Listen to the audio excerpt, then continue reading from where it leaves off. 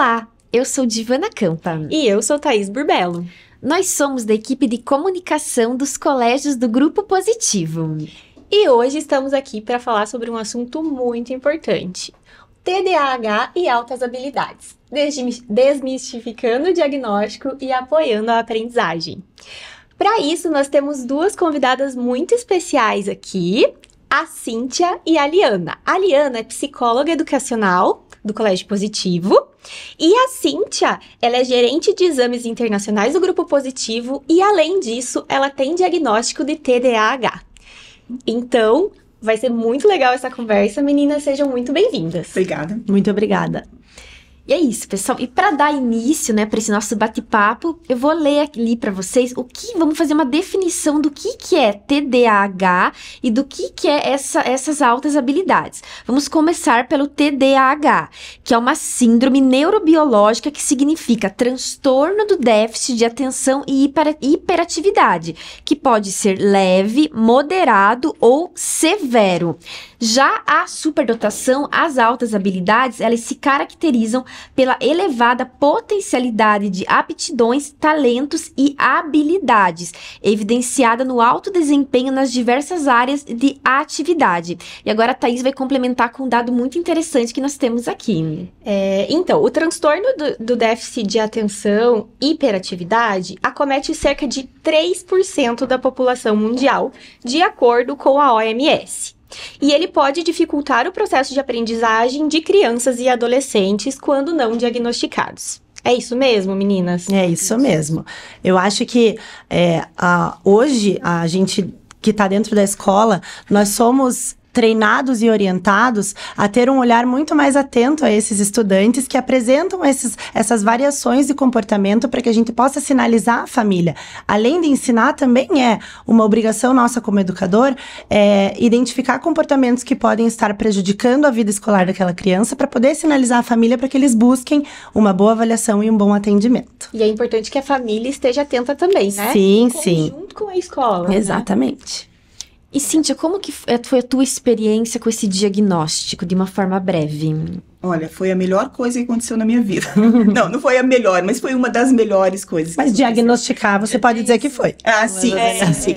Porque depois que você recebe um diagnóstico e que você vê que você não era um adolescente ou uma criança preguiçosa, ou que você não parava quieta na carteira porque você era bagunceira só, né?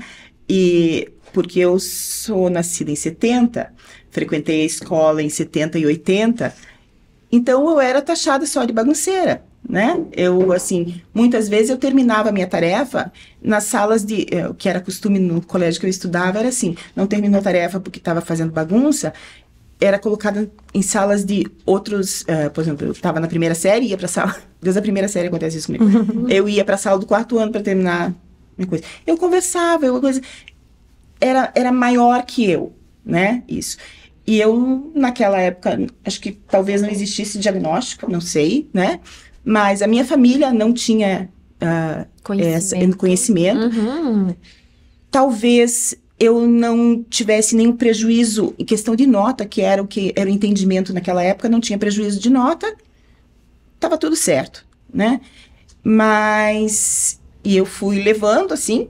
Então, em 2000 e qualquer coisinha, 2003, quando eu fui levar o meu filho para um diagnóstico, e que daí eu recebi o meu diagnóstico, eu pensei assim, puxa, então o fato de eu não ter terminado nenhuma das 3 faculdades que eu comecei, ou o fato de eu ter a minha casa bagunçada, ou o fato de eu me sentir bagunçada por dentro, não é só porque eu sou relaxada, é porque eu não sei, eu tenho alguma disfunçãozinha aí que eu preciso trabalhar. E a partir daí, foi assim, foi um longo caminho, tá, gente? Longo caminho. Não é uma coisa que aconteceu da noite pro dia, porque eu já tinha aprendido tudo errado, já estava trabalhando tudo errado, esse eu aí, desde 70. Então, pensa, isso eu estava com quase 30 anos, ou estava com 30 anos, qualquer coisa assim. Você foi diagnosticada com 30, mais ou menos. Então, já era adulta. Já era super adulta, super trabalhando e super sofrendo. Porque, assim, sempre eu achava que eu estava fazendo errado. Eu estava sempre com medo de estar fazendo errado. Exatamente. E E essa é uma das características do TDAH. Perdeu o fio da meada.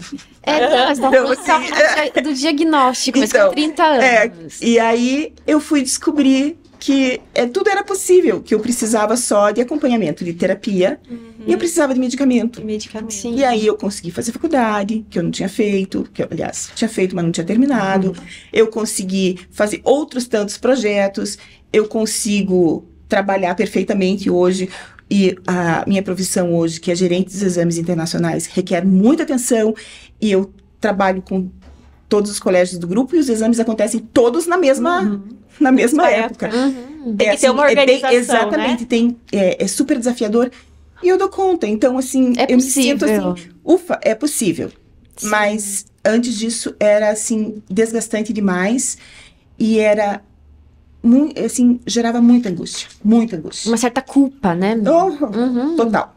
E assim, Liana, você mais falando como psicóloga, eu acredito que muitas das características que a Cíndia pontuou podem ser comuns a muitas pessoas. O que diferencia uma síndrome, assim, algo do normal, assim? Como que é essa diferenciação? Sim, eu acho que a gente pode pensar assim, desatenção, todo mundo que tá aqui nessa sala e todo mundo que vai assistir esse vídeo já teve e tem momentos de desatenção. Quando isso tem que ser prestado um pouco mais atenção, quando começa a trazer prejuízos para a vida daquela pessoa. E quando é muito recorrente? Quando é muito recorrente, quando acontece em diferentes ambientes, então não só na escola, não só na vida social, não só na desorganização do quarto, então assim, é recorrente, tem trazido prejuízos, isso é sinal de alerta. E isso diferencia episódios de desatenção que todas as pessoas que não têm o transtorno acontecem na vida delas e episódios que acarretam a prejuízo para a vida das pessoas. Então, é isso que diferencia. A desatenção, a falta de memória, o inquieto, isso depende de diversos fatores. Depende de fatores emocionais. Se você está passando por alguma situação que te desafia na tua vida, ou um momento de muita tristeza, isso vai te trazer menos atenção na hora de você realizar o teu trabalho, ou você relaxar um pouco com a tua organização das tuas gavetas. Agora, isso é constante? Isso está trazendo prejuízo? Então é sinal de alerta e é a hora de procurar uma avaliação. E assim, acho que quanto antes procurar, melhor, né? Ajuda. Com certeza. Apesar de ser muito difícil o diagnóstico muito cedo. É isso que eu ia falar. A gente vê muitas mães ou até muitas professoras de educação infantil falando, esse aluno é hiperativo. Com 4 anos, esqueça de querer diagnosticar, porque a criança com 4, 5 anos é aí que ela começa a desenvolver aquele controle dos impulsos. A gente chama, na neuropsicologia, de controle inibitório, que é quando você consegue controlar aqueles impulsos. Nem tudo que você pensa, você fala. Nem tudo que você quer, você faz. É um filtro, né? Exatamente. É aquele filtro que a gente vai desenvolvendo. A criança pequena não tem isso bem desenvolvido. Ainda. Então, não adianta você querer dizer que a criança de 3, 4 anos tem TDAH.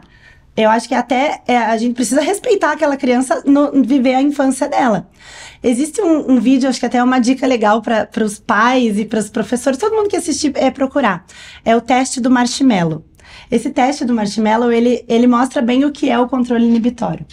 A criança com menos de 4 anos é colocada em frente a um prato com um marshmallow. E a mãe fala, você não pode comer esse marshmallow agora. Eu vou ali e já volto. Se você não comer, quando eu voltar, você vai ganhar 2. E aí, a criança pequena, na hora que a mãe sai, ela já pega aquele marshmallow e come. Menos de 4 anos. E aí, o que você percebe? A criança maiorzinha, 4, 5 anos, já consegue, se segura. É muito engraçado. Tem criança que pega, cheira, põe quase a língua, mas segura. Por quê? Porque ela já desenvolveu isso. Então, é aí que você vai perceber. Tá naquela fase de 4, 5, 6 anos, época de alfabetização.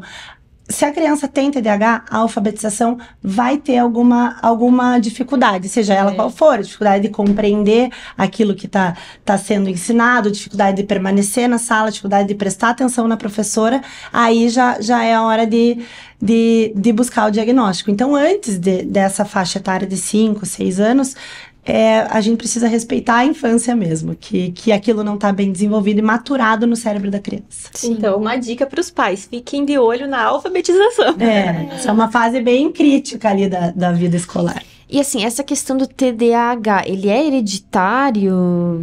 Então, não existe nas pesquisas. Causa. Então, nas pesquisas que são realizadas, o que é identificado? A causa é genética. É genética. Genética. Mas o que causa essa disfunção cognitiva ainda não foi identificado. Mas sim, é genético, porque foram feitos exames de imagem e viram que sim, é uma disfunção cerebral. Numa determinada área do cérebro, existe essa disfunção. Então, é genético, você não pega TDAH. Depois do nascimento, alguma coisa que você passou, exceto situações neurológicas, né? Exceto questões neuronais mesmo, de repente no parto, ou AVC. Ou um acidente. Exatamente. Mas você não pega TDAH de alguém.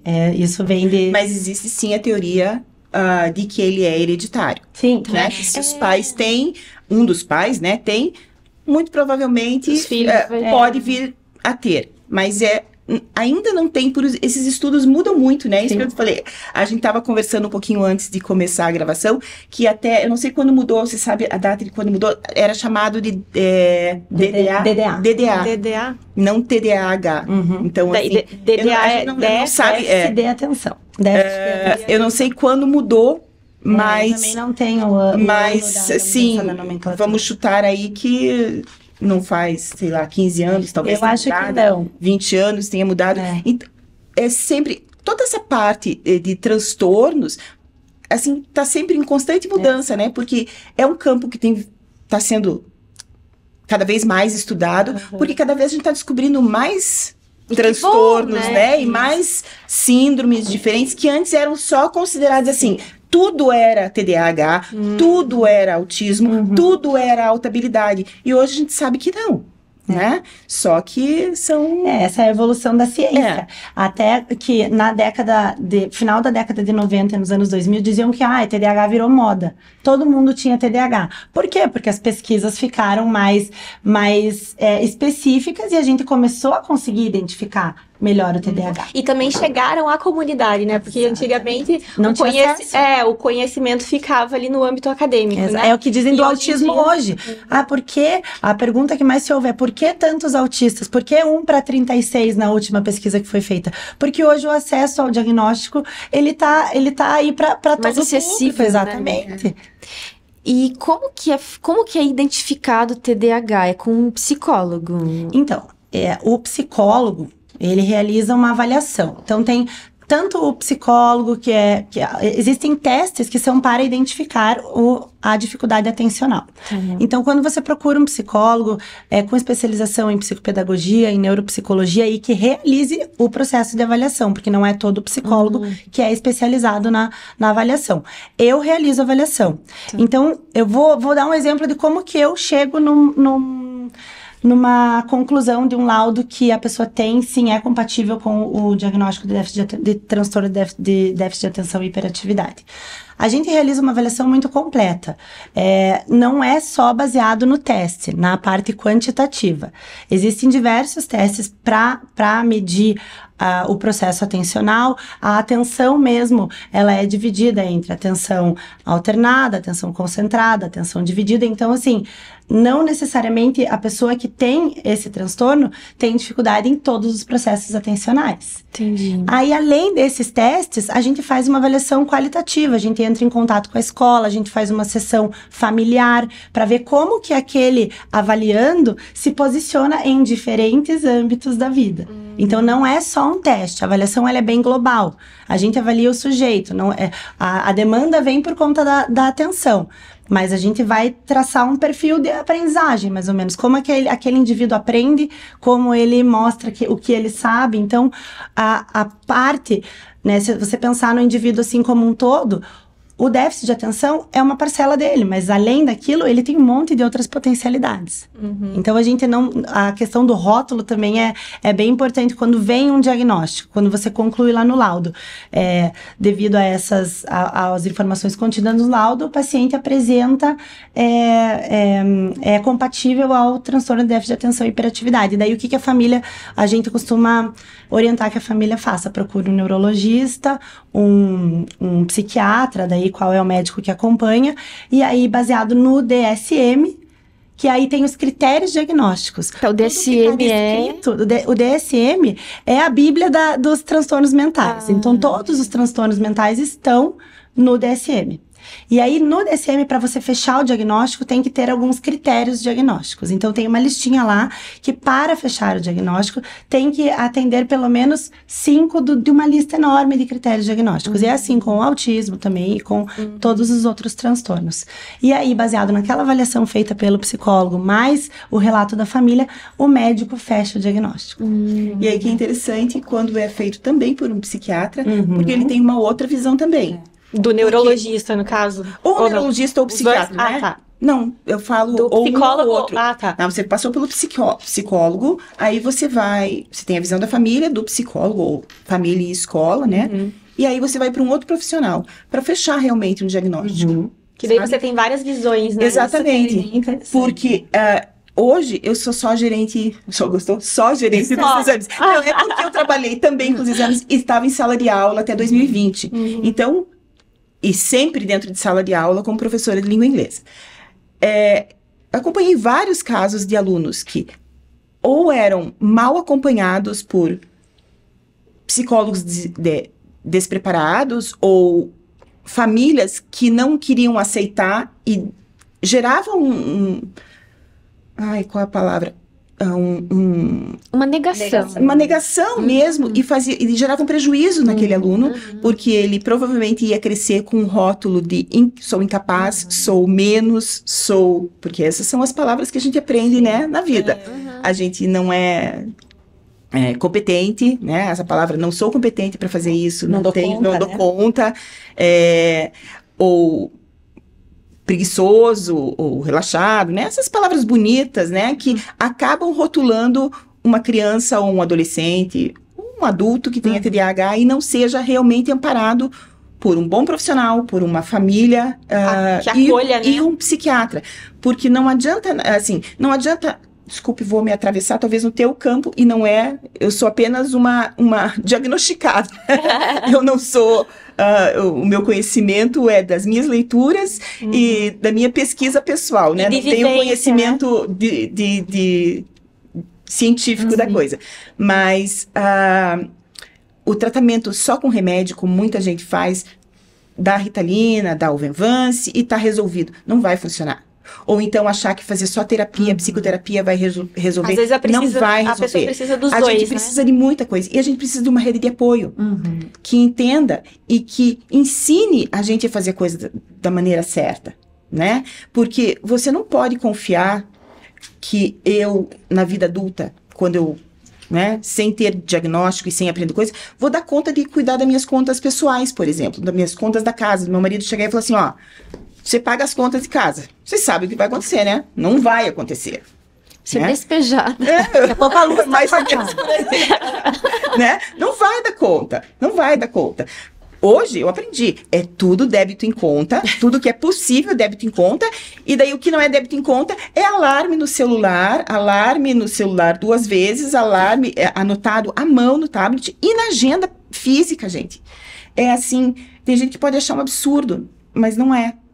Talvez o meu caso seja mais severo, pode ser, mas eu prefiro assim do que sofrer, porque isso gera muito sofrimento. O que a gente percebe sobre o tratamento da pessoa que tem o eu ia perguntar isso é igual para todo mundo. Né? O que é recomendado? Assim, então tá, o diagnóstico saiu, temos TDAH. O que essa... E é uma coisa que não tem cura. Não, tipo, não a pessoa vai ter pra vida inteira. Da mesma maneira que você não pega o TDAH, você não toma o remedinho e se cura. Entendi. Então Posso só fazer uma coisa? Antigamente acreditava-se que no final da adolescência ela se curava. Era uma fase. Mas na verdade era por quê? Porque só pediatras estudavam e não tinha ninguém adulto. Opa, mexi no microfone. E não tinha profissional que estudasse o adulto com TDAH. Mas então acreditava-se que curava, quando na verdade a pessoa nunca parava em emprego, vivia fazendo besteira, não terminava casamento. Exatamente, não ficava num relacionamento, tinha os filhos a casa numa loucura, os filhos numa loucura, se tinha filhos, né, se era o caso. Então, mas assim, não tinha, porque o TDAH acabou no final da adolescência. E graças a Deus, isso acabou. Da criança com TDAH e do adulto com TDAH também é bem interessante, mas acho que eu vou, então, falar sobre o tratamento. O que a gente recomenda? Então, ainda falando do documento psicológico que você emite após uma avaliação.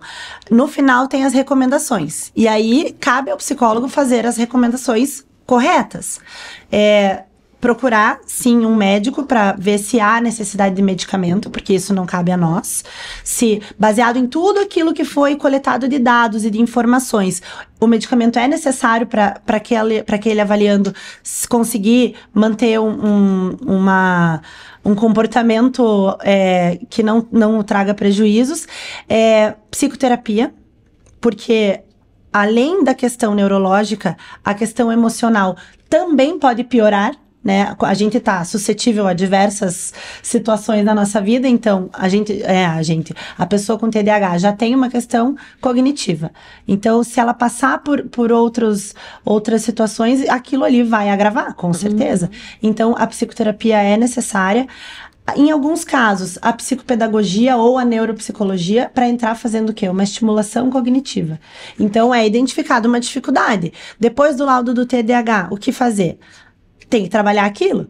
E nesse trabalho de estimulação cognitiva, nesse caso, o que é? Ajudar a pessoa a encontrar estratégias que sejam funcionais para ela. Então, no caso da Cíntia, alarme no celular, débito automático, enfim. Para outras pessoas, listinha, escrever, ouvir. Sim. Então, cada um vai encontrar estratégias de conseguir se organizar e ter uma vida como de uma pessoa que não tem o transtorno. E amenizar os sintomas. Exatamente. Então, o tratamento é esse. O tratamento, ele é bem subjetivo para cada pessoa. Personalizado. Cada um vai ter a sua necessidade. Exatamente. E em relação a isso que você falou da psicoterapia, tem um dado muito interessante que a gente coletou, que é assim, a psicoterapia pode representar um caminho eficaz para a recuperação da autoestima, quase sempre comprometida pelos sentimentos de fracasso e frustração provenientes das dificuldades de lidar com as situações rotineiras, que é aquilo que a Cíntia falou. Isso eu trouxe aqui. Eu não tenho mais o livro porque eu emprestei, então eu tô com a cópia... A versão digital o e-book dele, a versão digital dele. Chama-se No Mundo da Lua. Ele é um livro de perguntas e respostas. É da Associação Brasileira de Déficit de Atenção. Ele já é nesse formato perguntas e respostas porque ele é voltado justamente para quem tem TDAH, que normalmente não vai querer ler um livro de corrido para pegar só a parte que fala do medicamento, ou só a parte que fala da vida adulta, ou só a parte que fala do filho. Então, ele é bem legal por causa disso. E a primeira parte dele é uma carta, quer ver? Eu vou pegar aqui, de um... Deixa eu ver se tem o nome dele aqui. Texto escrito por Beto, no primeiro período da Faculdade de Economia, 2004. Ele fala exatamente isso, que ele cresceu sendo mal educado, sem limites, capeta, disperso, louco. Eram frases que ele fala que ele costuma ouvir, porque ele não fala que é ele, essa pessoa, ele escreve de coisa. Aí depois ele troca de escola, e começa a terapia. Ele virou capitão do time, o time dele ganhava. Em 4 anos se tornou capitão do time, foi campeão, vencendo sua escola, se formou como um dos melhores alunos da turma, passou para a faculdade que queria, tirando uma nota 10 na prova de matemática. Então, é isso aí. Esse livro é bem legal, por falta de ser perguntas e respostas, e ele traz esse relato desse rapaz, que ele narra em terceira pessoa, mas aí ele fala, ele sou eu. Todo esse prejuízo que ele cresceu, e foi aí, gente, a hora que eu peguei esse livro, eu chorei, porque era assim que eu me sentia. É um prejuízo muito grande emocional que a gente tem. Sim. Então, não é só o fato de, eu também esqueço de conta para pagar, ou eu também, a minha casa é bagunçada, ou, quantas vezes eu já deixei sei lá, de Uma esquecer chaleira médico, de coisa assim. Isso tudo. Só que pode ser que a pessoa tenha tudo isso, só que ela não sofra com isso. E ela não carregue isso, não faça com que a próxima vez ela se sinta menos. Que esse é o diferencial do déficit de atenção. Ele traz um prejuízo, não só o 0 que ele vai tirar porque ele deixou de entregar o trabalho, porque ele simplesmente esqueceu. É porque ele vai se sentir menos, ele tem esse prejuízo emocional. E aí, a terapia é o suporte que ele Qual que precisa. é o processo da terapia, né? Uma vez que a pessoa já identificou que é uma dificuldade real, não é porque ela quer e não é porque ela, aliás, deixa de querer, né? Descobrir que existe, além daquilo, potencialidades. Que isso é o mais importante.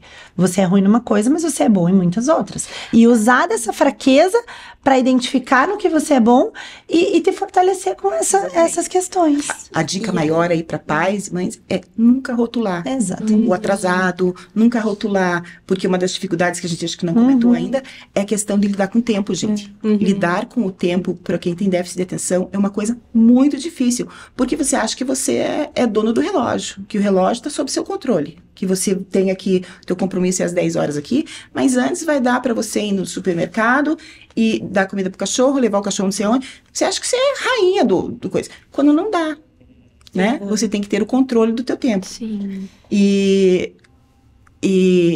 E você tirar esse rótulo da criança, acho que é a melhor dica que você tem para dar para pai e mãe, né? E para o professor também, muitas vezes. Eu acho que nossos professores do Positivo, graças a Deus, a gente é bem preparado para isso, para não ter esse tipo de postura. Mas avô, vó, que são de outra geração... A rede de apoio, né? A gente saber que não é preguiça, que não é relaxo, né? E não rotular essa criança, esse adolescente, porque faz diferença. Sim. E até uma dúvida, assim, geralmente, quem tem TDAH tem também altas habilidades? Não necessariamente. Não necessariamente. Porque é engraçado, porque às vezes a pessoa também que tem altas habilidades, ela sofre com isso também, né? Não é só que tem TDAH. Sim, mas aí é por conta de uma outra função neurológica que também tá disfuncional. Então, assim, existe sim vários indivíduos que têm TDAH e altas habilidades. E a gente chama isso de dupla excepcionalidade. Dá pra ter 2 diagnósticos. Dá pra ter autismo, TDAH e altas habilidades. Dá pra ter dislexia, TDAH e altas habilidades. Então, mas a função da alta habilidade é diferente do TDAH. Então, a alta habilidade, hoje, ela entra também como uma deficiência, porque é, sim, uma disfunção neurológica. O indivíduo que tem a alta habilidade, o cérebro dele não funciona como quem não tem. E o que a gente vê muito, né, já fazem 10 anos que eu faço essa avaliação de alta habilidade. Eu realizo também essa avaliação no consultório. Eu comecei a trabalhar com isso no meu último ano de faculdade e me encantei pelo tema. E o que a gente vê? Há uma potencialidade em uma área, há uma disfunção em outra. Então, a gente tem que enxergar a alta habilidade não só como um número de QI, né? Não considerar assim, ele tem altas habilidades, então ele é um gênio. Não tem. Isso... Porque a gente tem esse estereótipo. Uma ideia formada, né? Altas habilidades. Sim. Nossa, ele é um gênio. Mas é por isso que a terminologia hoje não é mais só superdotação. É altas habilidades / superdotação. Antes, a superdotação era vista como um prêmio. O meu filho é superdotado. Veja que bênção eu ganhei. Eu já vi isso no consultório. Veja que prêmio que a nossa família ganhou por ter um filho, um neto com altas habilidades. Então, e o que foi, conforme as pesquisas foram avançando, o que foi visto? Aquele que era visto como gênio, ele tinha que carregar o peso de ser gênio em tudo. Então... Não só numa área. Não só numa área. É muita expectativa. Exatamente. Né? E aí, quando você tem que carregar aquele peso de ser gênio em tudo, você vai se frustrar. E aí, aquela pessoa provavelmente tinha uma cobrança tão grande sobre ela mesma, que ela não podia nem mostrar que estava frustrada. E aí, o sofrimento interno vem. Então, por isso que muitos gênios, a gente, né, na história, cometeram suicídio. Porque não aguentaram a pressão de ser um gênio, né? O sofrimento, ele acaba se equiparando. Então, por exemplo, A questão da alta habilidade hoje, nos estudos que a gente faz e no processo de avaliação, por exemplo, que eu realizo, é baseado nas inteligências múltiplas. São 8 sistemas inteligentes. Entendi. E ele engloba lógico-matemática, linguística, corporal sinestésica, espacial, musical, naturalista. Deixa eu ver, várias vezes me fogem alguns. Musical, naturalista, espacial, corporal sinestésico. Já vem os próximos. Mas, enfim, a gente enxerga aquele indivíduo e faz uma avaliação também global de tudo aquilo que ele tem de potencialidade e do que tem de mais dificuldade. E, além disso, também tem a teoria da modularidade da mente, que é a inteligência analítica, inteligência prática, inteligência criativa. Então, aquele indivíduo se sobressai na inteligência lógico-matemática e um pensamento criativo. Então, você já vai imaginar com o que aquele indivíduo vai trabalhar, sim, o que ele vai se destacar no mercado de trabalho, você já consegue até traçar. Tem um exemplo bem legal de uma avaliação que eu fiz, era uma menina que era muito introspectiva. Interpessoal e intrapessoal, essas que estavam faltando. Ela era muito introspectiva, tinha muita dificuldade relacional na escola, mas ela era, na matemática, assim, ela estava à frente dos professores. Até colocando aqui, a nossa produção estava com uma dúvida exatamente sobre isso. Se é comum ser super inteligente em áreas como exatas e ter dificuldade com a vida social, com a vida emocional. É comum isso? Sim. E essa menina também, ela dançava balé. E daí o outro potencial dela era no corporal sinestésico. E ela começou a fazer um trabalho as dificuldades que ela tinha no balé, ela trabalhava a angulação da matemática. Misericórdia. Aquilo pra mim, nossa, foi eu lembro que a minha supervisora falava: Liana, você tá com um presente na tua mão. Essa avaliação que você tá fazendo, não sei se você vai encontrar outra igual. E aí, lógico, a menina tinha 2 potenciais muito altos. O relacional dela, ela era e daí ela se cobrava, porque ela precisava, na cabeça dela, ela precisava ser sociável como todos os outros. Uhum. E aí a gente foi entendendo, ela conseguiu se compreender que ela não precisava e foi encaminhada para psicoterapia. Uhum. E essa família, sim, enxergava ela como um presente. Tanto é que no processo de avaliação, como a gente tem a sessão familiar, a gente chama de brasão familiar. A família toda vem até o consultório e o que eu deixo disponível? Cartolina, canetinha, revistas, e peço para aquela família desenhar na cartolina um brasão que representa, como se fosse o brasão do sobrenome, o brasão que representa aquela família. E naquele brasão, o centro do brasão era ela. Ela era o prêmio da família. E aí, nisso, tinha um irmão mais novo que era totalmente esquecido. E tudo era sobre ela. Então, essa família foi encaminhada para a psicoterapia. Então, acho que esse é um exemplo bem claro, assim, de como existe uma potencialidade e uma dificuldade, e como isso precisa ser enxergado não só naquela potencialidade, porque isso pode gerar muito prejuízo. E nesse caso, você já tinha, ela era adolescente, ela já demonstrava. Mas em casos que eles são mais novos, existe também, no começo, existe o sofrimento da criança, porque se ela não se sente desafiada, e a escola muitas vezes no começo, até você entender o que está acontecendo com aquela criança, não vai ser desafiadora para ela se ela tiver o raciocínio lógico matemático super desenvolvido aí, aguçado, vai ser muito difícil para ela querer. Sim. Aí ela também pode ser taxada de preguiçosa ou bagunceira, principalmente bagunceira, né? Porque na verdade a escola não até a gente chegar nesse diagnóstico, porque como todo diagnóstico em criança pequena é mais complicado, você entender que aquilo ali não é um TDAH, não é um autismo, é uma alta habilidade e conseguir mesmo trabalhar aquela criança de uma maneira correta, ela sai perdendo aí. Sim. Porque fica naquela coisa, né? Não presta atenção porque a gente já viu isso como professor. É muito fácil para ela. Só que esse muito fácil, muitas vezes ela não mostra. Daí parece que ela não sabe. Parece, aliás, não aparece. Parece que ela não sabe. Ela tá desinteressada. Quando, na verdade, ela sabe muito. E ela usa um mecanismo de defesa, né? Então, não tô nem aí. E, Liana, só pra gente retomar um ponto que foi citado, mas que a gente acabou não concluindo, que é os sintomas de TDAH em crianças e adultos, se são os mesmos. Sim. Eu acho que se a gente falar de modo geral, sim, são os mesmos.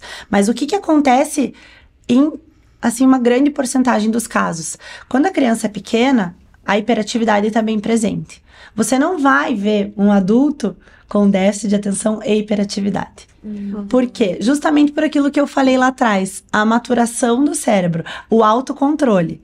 Não é que a pessoa a pessoa que tem o TDAH não consegue se controlar em nada, mas ela já aprende instintivamente a se controlar na questão da hiperatividade, a saber, não, eu sentei na sala de aula da minha faculdade, eu vou ter que ficar quieto, porque daí o filtro social começa a influenciar muito. Eles têm uma consciência. Exatamente. Mas o adulto, daí o que acaba aparecendo mais? A impulsividade. E aonde gera muito prejuízo pro adulto. Que pra criança, impulsividade, todos os pares também têm. Mas pro adulto, o adulto que é impulsivo, ele acaba tendo mais prejuízo do que o adulto que não é. Que daí ele se diferencia dos outros, E aí casa bem com o que a Cíntia estava dando de exemplo. A impulsividade e o que ela pode trazer de prejuízo? Nas relações sociais, nas relações familiares, no trabalho. Você pode ser demitido de um trabalho porque você foi 1, 2, na terceira vez impulsivo com o teu chefe. Teu chefe vai falar, cara, obrigada. Ou a relação trabalho-família, você só quer trabalhar. Você vira um workaholic, você trabalha, você esquece que você tem família, né? Você não, tem muitos casos assim, né? Dessa impulsividade que você cria aquele foco no teu trabalho porque você gosta, é uma coisa, né, que te dá algum prazer, e você esquece do resto. E aquilo, os outros não estão enxergando que você está gostando daquilo que você está fazendo. Como assim não tô? Tô aqui, né? E eu acho que isso é prejuízo. É prejuízo na questão de relacionamento, que você comentou do adulto, que a criança não tem e o adulto tem, né? As amizades nas crianças vão e vêm e coisa, mas no adulto daí já é muito do adulto. E aí, se ele tem esse prejuízo, ele não consegue dar aquilo que é esperado. Exatamente. Então, tem essa diferença, né, de TDAH para adulto e criança. E no adulto, a gente pode ter casos de abuso daí de jogos, que começa no final da adolescência, de querer jogar videogame e não ter aquele limite do parar. Não tem limite, não sabe parar, não consegue. E a pessoa tem uma tendência a desenvolver esses vícios, tipo, vício no aí jogo. A gente chama até de como se fosse um hiperfoco. Porque aquilo traz um prazer. Entendi. Pode ser, em poucos casos, mas pode ser a droga, a bebida. Que pode vir na vida adulta, que é um super prejuízo. Mas ela não tem o limite da coisa, né? Eu, pra mim, por exemplo, nunca entendi. E ainda é difícil quando eu não entendo. Por que as pessoas vão embora? Se a festa pode ir até as 5 da manhã, por que elas param de dançar, tipo, às 2 e vão embora? Mas é tão bom, sabe aquela coisa assim? Eu também acho isso. Inimigo do fim. É claro que isso é prazeroso pra todo mundo, não é? Daí todo mundo fala assim, isso aí é normal. Claro que é normal, porque as pessoas estão se divertindo. Mas ponha tudo isso que eu falo numa pessoa só. Né? Tudo uma pessoa só. É muito sofrimento, gente. É muito desajuste. Sabe o que eu falei para um adulto com TDAH recentemente? Eu falei, entenda a tua vida como uma linha com vários pontos. Um ponto família, um ponto autocuidado, exercício, alimentação saudável, um ponto trabalho, um ponto organização da casa. Vamos pensar no o que é o normal.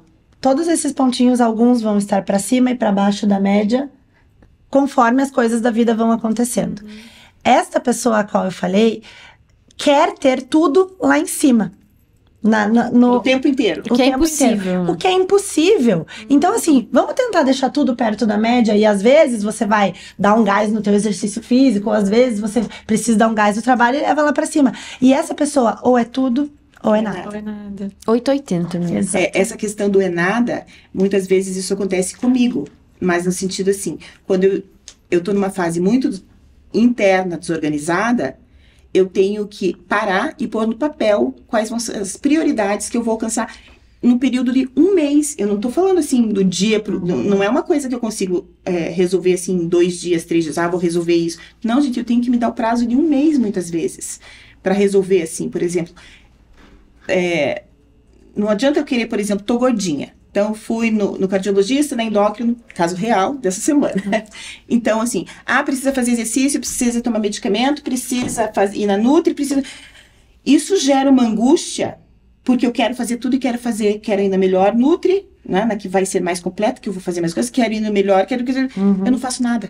Acaba que eu não faço nada. Uma coisa de cada vez, então, né? é exatamente esse, eu tenho que traçar um plano, claro que eu não faço isso sozinha, eu tenho que ter apoio de alguém para me ajudar, porque senão eu fico assim, patinando.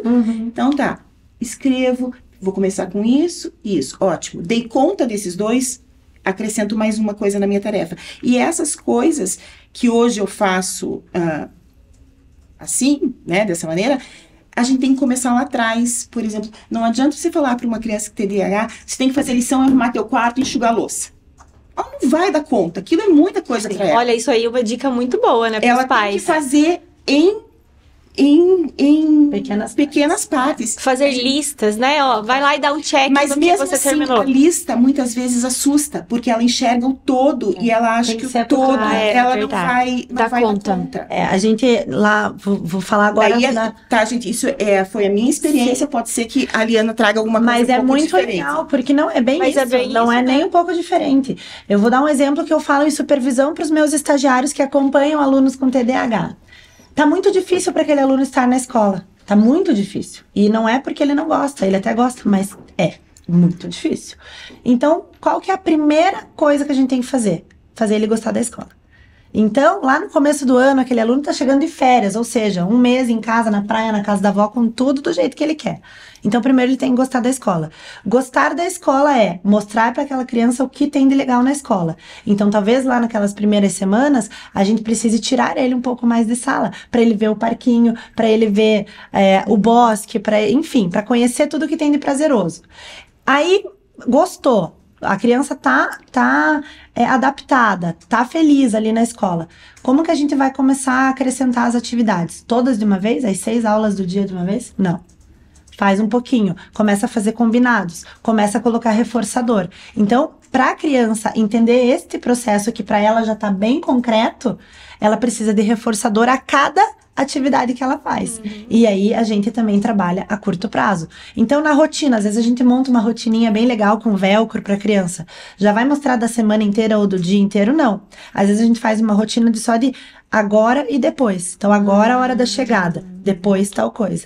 E vai tirando o velcro e só vai preenchendo 2 campos de horário. Depois até o recreio, depois o dia inteiro. Então a criança precisa aprender aquele comportamento. Como? De maneira prazerosa. E daí, também, isso pode ser uma estratégia que os pais podem utilizar em casa com também? Certeza, com certeza. Olha, eu achei legal a ideia do velcro ali, né? Não aparecem todas as atividades, mas conforme forem realizadas, você vai lá tirando. Agora eu tenho que... Eu acho que aqui não tá mais... É a minha agenda, né? Então, assim, eu tenho, por exemplo, a minha lista de tarefas por semana e eu tenho ela por mês também. Não sei se tá aqui, não vou achar. Então, no começo do mês, eu faço uma de tudo que eu tenho que fazer. E depois eu vou partindo ela por semana. E daí, algumas vezes até por dia. Mas por dia, dificilmente eu faço no caderno, na agenda. Que era para ser uma agenda, mas eu uso como caderno. Porque agenda eu prefiro o tablet e o celular. Agenda mesmo. E daí eu vou dividindo em pequenas porções. Porque se eu olhar aquela lista do mês de tudo que tem que ser feito... Vai te assustar. Me dá um desespero, porque daí eu acho que eu não vou dar conta, porque é muita coisa, porque eu dependo de outras pessoas para resolver. Então eu vou fazendo de pequenos chunks, assim, sabe? Sim. E aí vai. E assim, aprendi a não me apavorar mais se eu não der conta, sabe? Porque antes, que é uma coisa típica de TDAH, é deixar as coisas para a última hora. E daí você sofre desde o começo que você não fez, que você recebeu a tarefa, até você vai sofrer até a última hora. Porque tem gente que é de boa, né? Não faz, vai deixar pra última hora, mas tá tranquilo com aquilo. Mas quem tem TDAH, provavelmente vai sofrer do primeiro minuto até a hora que entregou o trabalho, ou enviou o e-mail, ou enfim, né? É aquele sofrimento porque não deu conta de fazer. E aquilo fica. Então, junta aquilo com a outra tarefa que deixou de fazer, com a cama que não arrumou, com não sei o quê. Sabe, vai fazendo um bolo? Então, pequenas doses sempre é melhor do que uma lista de coisas para fazer. E assim, Cíntia, você conversa com outras pessoas que têm TDAH também? Você tem uma... Não vou dizer uma rede de apoio, mas assim, para trocar... Na verdade, não muito, assim. Conversar, não converso. O que hoje em dia a gente tem de sobra é podcast, né? Sim. Tem muito material tem muito sobre, material no YouTube. E a doutora Ana Beatriz, que é ela é psiquiatra, né? Ela é ótima. Psiquiatra, que escreveu esse Mentes Inquietas. Eu acabei descobrindo ela por causa do Mentes Perigosas, não foi? Já tinha o livro, né? Mas eu não liguei uma pessoa a outra. Acabei conhecendo ela através do Mentes Perigosas, e daí liguei uma coisa a outra. Então, eu escuto o que ela tem que fazer, o que ela tem a falar hoje, e acabo, assim, me inteirando do assunto, mas não conversando sobre. Porque eu acho que meu tempo de terapia, que foi longo, foi o suficiente para eu aprender. E talvez hoje eu possa até conversar no sentido de ajudar alguém. Sim. Quando eu vejo que a pessoa está no processo ali, com o filho principalmente, assim, penando. Entendi. Porque o começo é desafiador, né? Mas você vê como o autoconhecimento é importante, né? Hoje você já sabe o que você precisa saber sobre você mesmo para conseguir ter uma vida funcional. E as pessoas que estão... a rede, que eu falo, não seria nem necessariamente de apoio, mas quem está perto de você precisa te conhecer e precisa saber do que você é capaz ou de como você funciona, porque senão você vai ter atrito com tuas irmãs, com tua mãe, com teu pai, com o marido, enfim. As pessoas têm que saber do teu conhecimento. Respeitar, isso na vida né? adulta, né? E eu acredito que com filhos deve ser a mesma coisa. Eu acho que os irmãos têm que entender que os irmãos podem ter funcionamentos diferentes e um respeitar o outro. Né? Não é porque são irmãos que vão funcionar da mesma maneira. Não, porque, por exemplo, assim, você pode cobrar de um mais, aquele que é mais funcional, e aquele que tem TDAH, você tem que ir, de repente, em pequenos passos. E o que não tem, eu acho que ele... Me ajude, por favor, eu acho que ele vai ter que entender isso, né? Sim. Então, esse entendimento, deixar tudo sempre muito claro na família, eu acho super importante. E eu trago essa tua reflexão para o ambiente escolar também.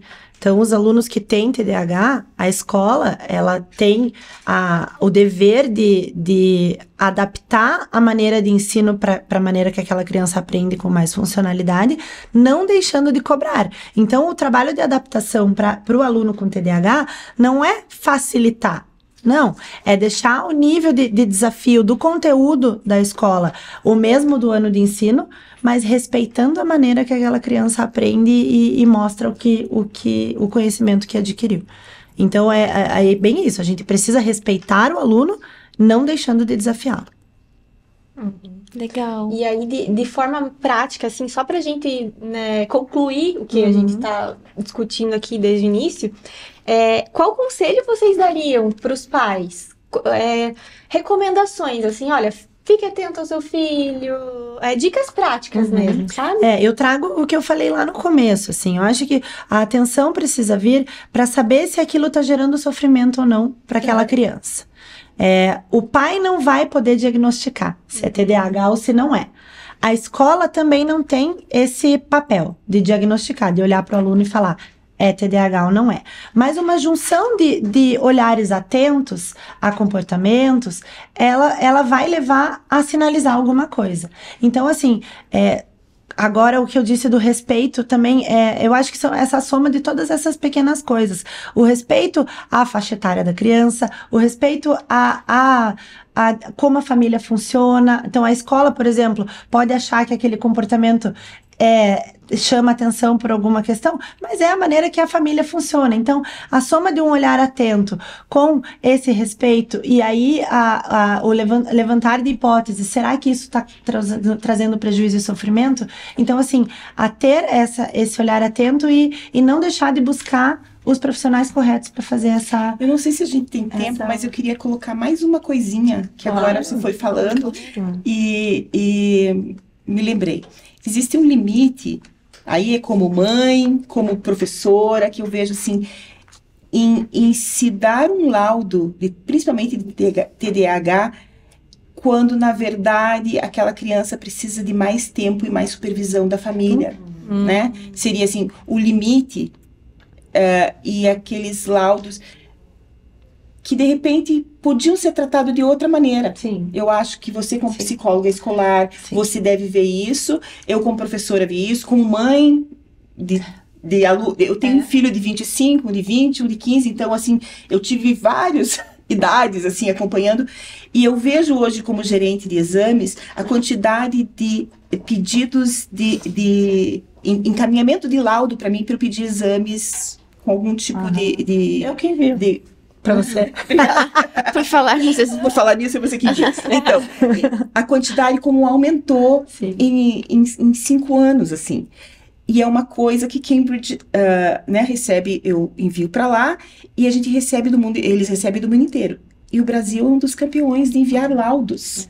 Né? Então eu me questiono, apesar de ter TDAH e saber que é uma doença, vou chamar de doença, uma disfunção, que é real, que incomoda, o quanto a gente também está se folgando, as famílias muitas vezes estão se folgando num laudo, num laudo, para ter aquele pulso mais firme quando o remédio não é necessário, como você falou lá no comecinho, que uma psicoterapia e uma mão mais firme dentro de casa talvez já funcionasse melhor.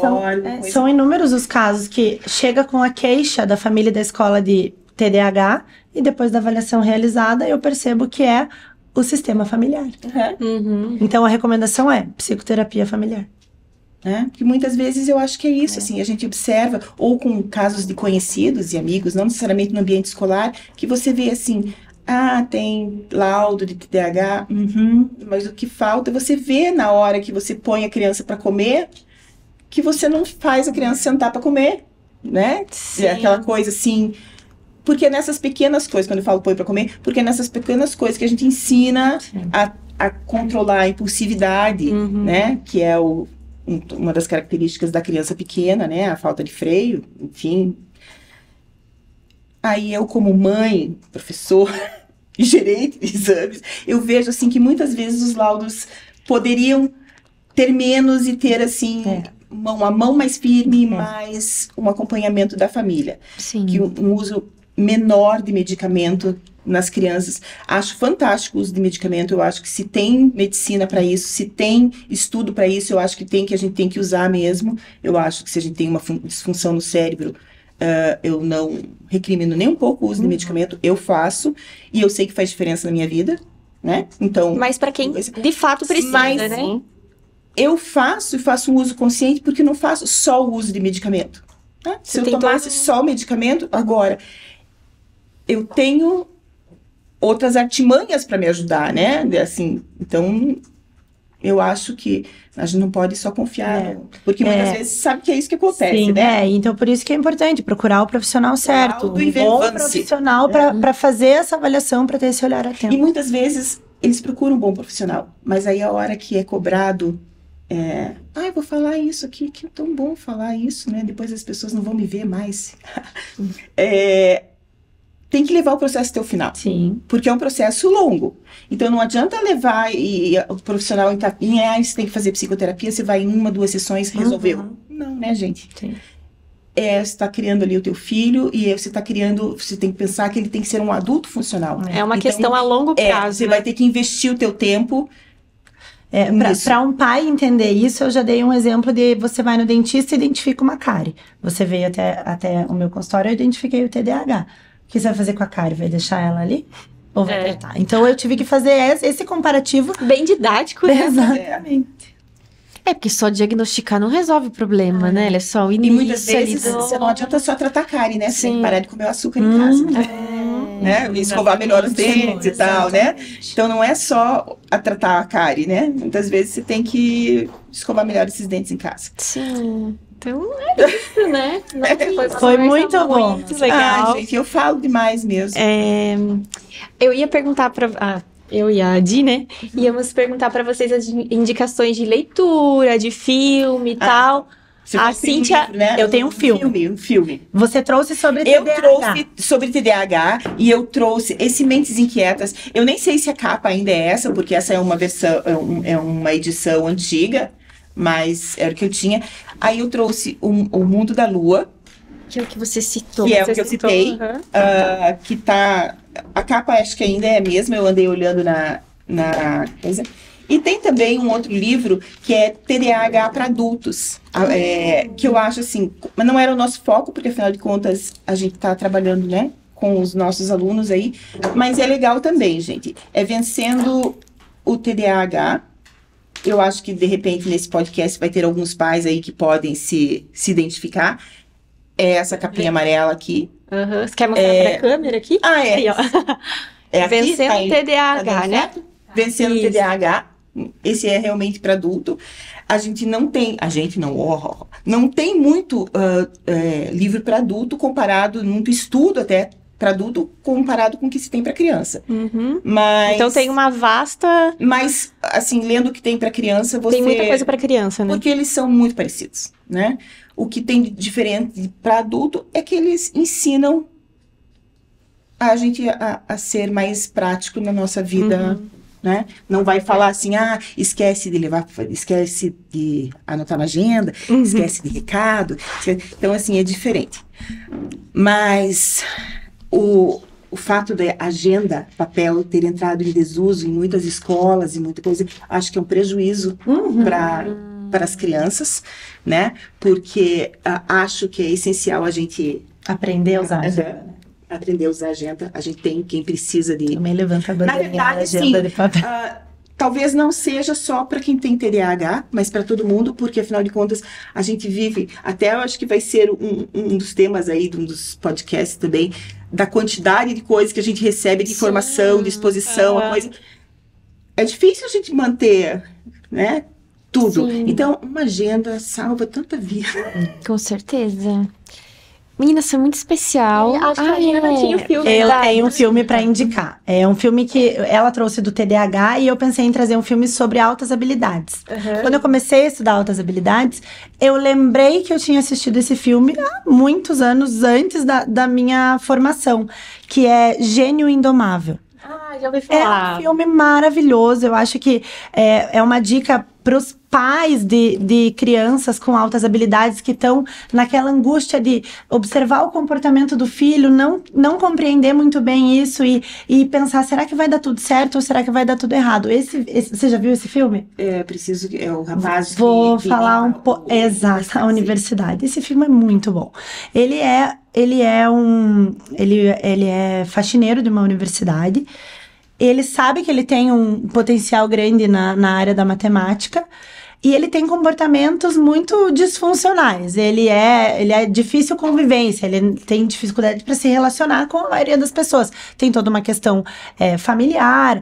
E aí um dia ele tá de noite limpando na universidade e o professor de matemática deixou uma equação no quadro, acho que era no quadro. Acho que você tá falando de Harvard, né? Acho que não é pouca coisa. A gente tá falando de universidade assim, se não é Harvard, eu não lembro exatamente, mas ele deixou a conta armada ali no quadro e quando ele chegou no dia seguinte, o rapaz tinha resolvido.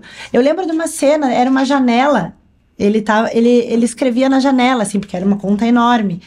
E aí o professor pensou, opa, temos um grande talento aí que não tá muito descoberto ainda.